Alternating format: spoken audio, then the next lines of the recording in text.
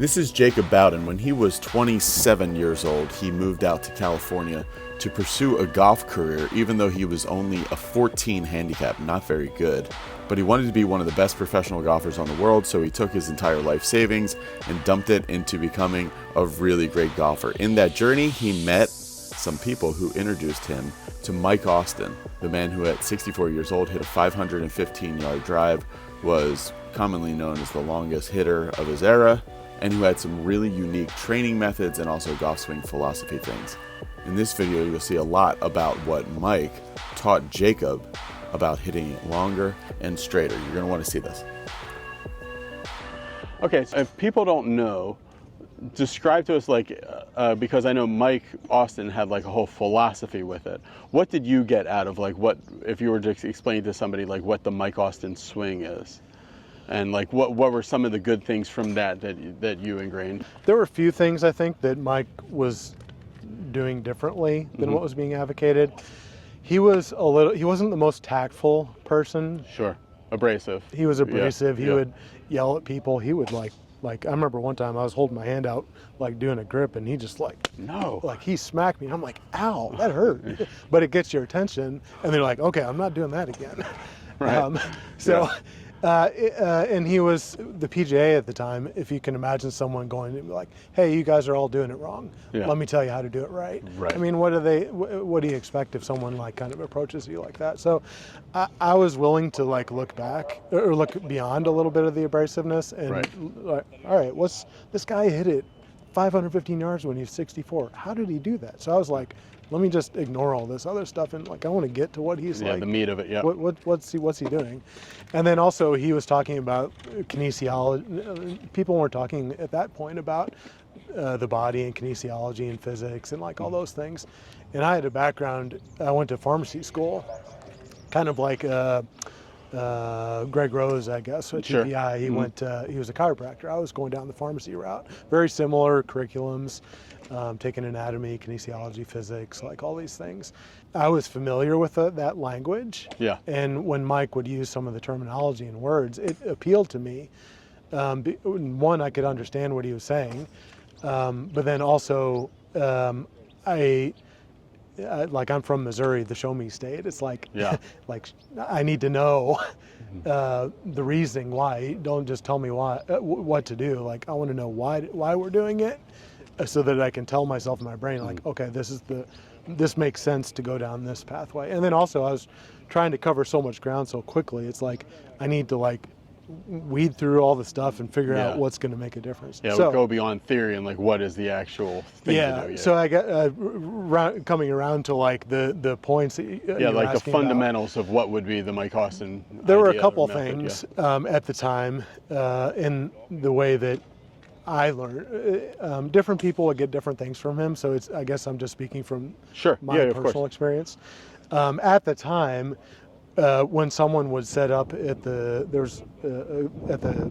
swing, there was very much a when you get to this point in the swing, have the toe be pointing straight up, vertical, okay. And then kind of cocking it up, cocking back down, and then rolling it over through impact so that your toe up is up. This was here. Kind of the traditional way that people were teaching then. At the time, that was what the meat of the market was It was, I think, the Ledbetter swing. And you still get a lot of that. Some people are still teaching toe up, but if you put a little thing on the club face, it's you're really opening the club face. People call that square, but it's it's relative to the path. Open to this plane, to the path. So I had thought before, it might be easier if I don't roll it open like everyone's teaching and try and keep it square, but I was a little bit too scared to I didn't have the courage to do that. But then Dan and Mike were saying to do that. Yeah. And now you're starting to see that instruction a little bit more. So when you're matching tilted the over, spine it's angle. Matching the spine angle, or basically you're not opening the club face relative to the path. Mm-hmm. And just doing that, wherever it goes up here, if you're coming down and it's already straight, or it's already square to the swing path, you can almost just swing as hard as you want through there. And that made a huge difference rather than being this way and having to time it up like that. It was like Mike used to say, it was like Russian roulette, where you have 6 rounds in a chamber of a gun, and like there's one bullet. It's like, you're probably not going to like kill yourself, but like there's one where you are. Yeah. So like the timing is like, you just got to time it just right. So that was one of the huge differences. That brought my dispersion in from like, penalty strokes to like, all right, I'm keeping it in play. Right. So it's not like lasers. Yeah, of course. It was like that really brought my scoring average and handicap level down. Okay. And also, because I'm just coming through, like I was coming through so straight and without all the rotation, I was making more solid contact more regularly. Flighted a little bit more compressed. So it's more accurate and a little bit longer. Yeah. So that was like I think one big thing that really helped. Another thing, there was this idea of, he would say the C7 vertebrae. So like in your spine, it's basically like roughly where your shoulders, neck, and spine come together. Okay. Like this X here. Yeah. And if you feel the back of your neck, it's kind of the one that sticks out a little bit. Sure, yeah. But I guess the point is, if you put like a ball around that, this idea of, like, he called it a swing circle center. Okay. And wherever that is, that's going to dictate how low you can reach. Mm-hmm. So if I move this down, then I can like definitely reach into the ground. Uh-huh. If I like move it over here, it's moving the low point of the swing over here. If I move it over here, it's moving the low point of the swing over there. So he wanted to see that stay pretty. He wanted to see if you put, it's not like, literally exactly. Sure. So just put like a little orb around that X and like minimize and pivot around that. And that really helped my ball striking a lot. So not only am I like striking it a lot more consistently, and I'm hitting it more accurately. So those were like 2 really big things. Because I think a lot of this goes back to 2003. Some of the teaching was like, come way over here, get your shoulder, get way behind. You want to load into your trail side and then like chase it. And then you see some people finish, and they're finishing like kind of way over here. So and that top has wobbled that much, And that's, if you have a lot of drift, horizontal drift with this, you can kind of be sweepy, which I think is okay. But like, I think it's really dangerous when you're moving it up and down. Like a lot of the times these days, you see Tiger famously got like that a lot deeper, going down and then coming up. Right. And I think that requires a little bit of timing, much like the rolling. Okay. So it's like you got to come up just to the right point. So, but if you're kind of staying there, you're being a little bit more steady. Me personally, I had better, more consistent low point strikes, like because of that. That was the second thing. And then the last thing is related to that swing circle center, was in those days, and some still teach this stuff today, but if you thought about like put yourself in a barrel and then you're like kind of twisting, like coil up, uncoil, but kind of be in a barrel and just rotate. But like your spine really isn't made for a lot of like twisting like that. Okay. So, but when you look at the skeletal system, there's a lot of levers. So like your knee is like a hinge, shoulder is like a ball and socket. So what he kind of, I never heard him explain like this, but I think with what he was saying and what I knew, I was able to kind of like, oh, okay, I get what this means. So if you look if you think about levers, if you have a fulcrum and a short arm and then a long arm, like if you're opening a can of paint or just anything, you can use very little effort over here and lift you can get a lot of power over here.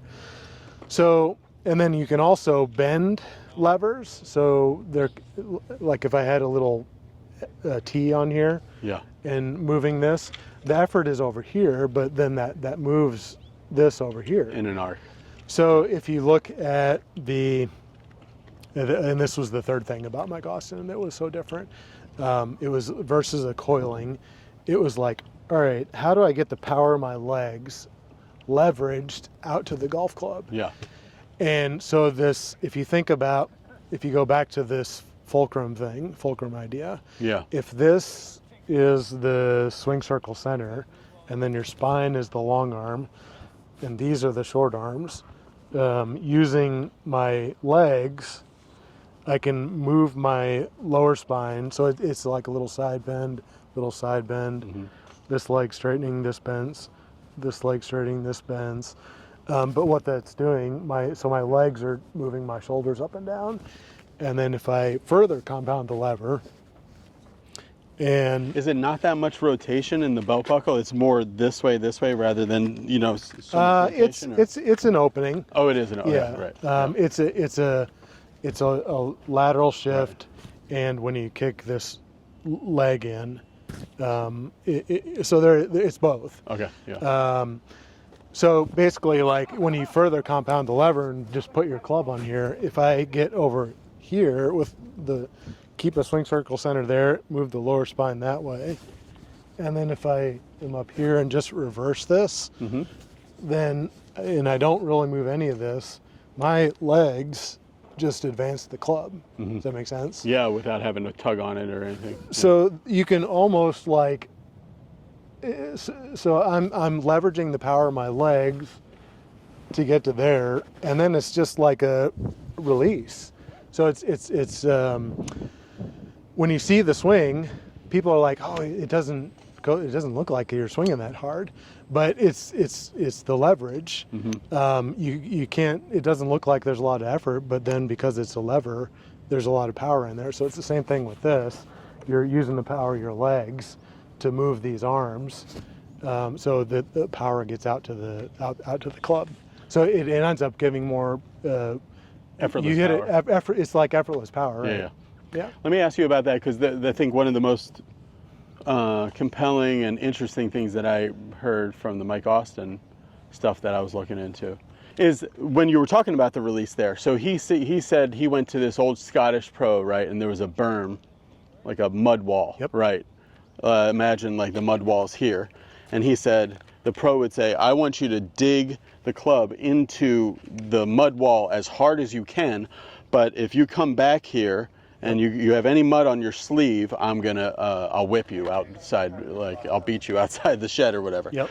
So kind of what that meant to me was like Mike would be like here, but then once he was here and kind of in that position you were just showing, it was really letting everything out and which is also different than what people, because back in those days it was like lag was everything, so people were really trying to hold. But that move that he did, it was more like this. Now look at my hand. I'm not Arnold Palmer. You know, this club is staying on this plane. If you look at video, it'll look like lag. Yeah. Kind of gives the illusion of lag. Yeah.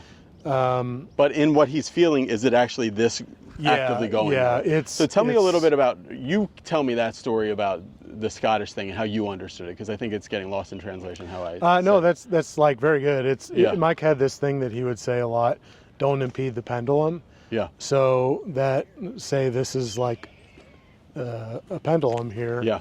And a lot of like, this is another difference, I guess. A lot of instruction is like kind of like hold through impact. And, you really want this look, so you see a lot of like YouTubers kind of even, or instructional over exaggeration of it too, just like really. And he would say, some people today call that handle dragging, but he would say that's impeding the pendulum. So this pendulum, that would be kind of impeding the pendulum. So you can actually hit the ball pretty far, basically just with your hands. So I see. Yeah. Why wouldn't you whip with your hands? Let that crack. You can get a lot more speed that way. So that was something else also that boosted my speed. It wasn't like a hold on and really try and compress. Maybe you take a snapshot of the moment of impact and it looks like a little bit of compression, but there's an active like release, and it relates to. So your wrist is on the way. It might be here at impact, but it's on the way from there to there. If you look at a face-on view of Mike, he would get down to his arm at 7:30, and the club is still 90, and then he gets up to 10:30 if on a face-on clock, and it's like here. So it's the club has gone 360 degrees around from like here to there. Yeah. Whereas sometimes you see some guys these days will be that deep with that much angle, but then they get up to here and they're just it's Mike would call that an impeding the pendulum. So it's the analogy of the mud wall. Yeah. It very much kind of encourages you to, and you don't need a mud wall, but if you were to hang a clothesline here and put a carpet all the way down to the ground, and it's like, all right, I'm going to swing into that carpet, but you can't hit the carpet. So if the carpet was here, go ahead and try that. Yeah, so it's like and if you think it goes all the way down there, so it's like I can't like swing through there. It's like it kind of does modern day sequencing to really snap. It's like a snap, you got to like pivot, kind of stop, and then really snap at it. Yeah. To whip the carpet. It's like beating the carpet. Here we have kind of some. I won't hit it, but this is kind of the idea. We're letting it all out there and not doing this. Right? But not doing this. Right. We are letting it all out. And you can kind of picture, and maybe without a ball first, but just picture that there's something there, and that you have to like hit this carpet or mud wall, and like then you just have to really whip your hands. When you teach people this, do they get worried and be like, well, isn't that flipping? Isn't that casting it through there? Well, so I guess it would be flipping if you freeze framed the motion, and then you're like at impact where you're maybe vertical, or it's like a flipping action, right? But because you're it's a pivot and a flip, but when you combine them, it looks like lag. Okay, right. But you're it's just a flip, but it's happening after. So if it looks like that you're flipping, you might not be pivoting enough to bring the flip later, I guess, if that makes sense. Right. Okay. So then, what would be like a drill if somebody was to try to feel this specifically what you're talking about? I like to. I'll show you here. Yeah.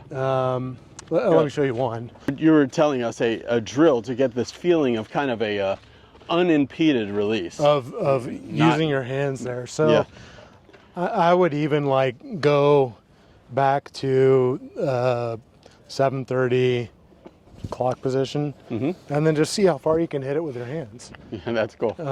So I'll go ahead and do that. Yeah, give it a shot.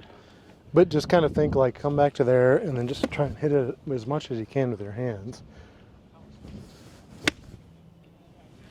And then you can kind of pause up here to check, like, am I at 10:30, and did the club go all the fully way through? Release, yeah. And you might not make good contact when you're first doing this. Like, I haven't tried that for a while, and I didn't make the best contact there. But like, the point is basically like, just using your hands, you can like really pop the ball a lot. Right. So that's partly when you see guys that hit the ball far that don't look like they're swinging hard. Yeah. Couples does this. He's like very much here and then here. So he has such an extra crack lot at the of bottom, like hand whip too. So we'll try that again. We'll just kind of like go back to there and then try and hit with the hands mostly. And I don't know how far that went, but that went 100 yards. Yeah, it so carried 100. Yeah, mostly just with my hands there, I hit it 100 yards. You can like, all right, well, let me take it a little bit further, and then you could even go like super slow with your body, but then like have, that's cool. have hand hit. Yeah. So So if I'll try it there. So I'll try and have slow body but fast hands.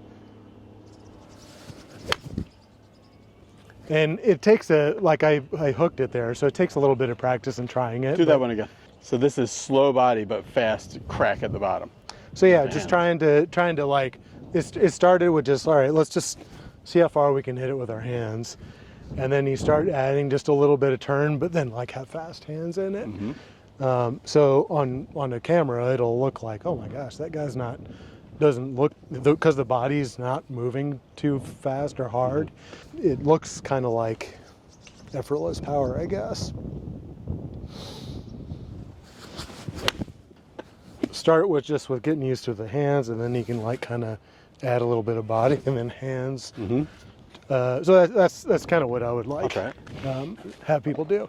And I haven't tried these things for a while, so yeah, right. Going back to so it's actually years. good that I mishit a couple, because it's I've done this before, but I haven't done it for a while. So the first thing I'm going to do is feel okay the 730 position and see how far I can hit it, even though I'm not really using any body, right? Yeah. Yeah. Yeah. So that's an 8 iron, and I hit it 140. You didn't even it was just a really short swing. Yeah, but it's you full didn't crack. even look like you did much with it, but you're getting a lot out of your hands. Yeah, yeah. So this was one of the things from Mike Austin that was a little bit different. Was a lot of hand hit. Yeah, that's very different, because people would say, and probably Mike had fought with people saying this, is like, hey, you want to use the big muscles. The tiny little muscles in your hands, very unreliable. We want to use the big muscles. What do you think about the balance between how much hands to give it and then how much? Well, if you were throwing a baseball, like there is some body movement and then a flick. If you were to just try and throw it with body only and then Like just keep this locked back or something. Yeah, right. Stiff board, it would not only look kind of ridiculous, right, but you wouldn't get near the same effortless effortless look, and you wouldn't have the same pop on it. Like if you took a bullwhip, but then you made the last 4 feet of it stiff. It wouldn't have that crack. It would just kind of flop. look funny. Yeah, yeah. So that's kind of that's why, in part, like a lot of the tour swings these days, they look kind of violent, and like to hit it far without using your hands like that, you really have to kind of muscle up and use your body a lot. Yeah. Thanks for watching, everybody. I filmed with Jaacob for the entire day, so we have a whole bunch of stuff, and we also went over to the gym, and we did things in the gym that people can do at home to get a whole lot longer. He has this Swingman Golf protocol that we're going to post that is really, really effective at getting people much longer. If you want to see that right now, you can click the join button, and that'll all be coming out on Be Better Golf here if you click the subscribe button as well. So thanks to Jaacob. Thanks for watching. See you soon. Bye.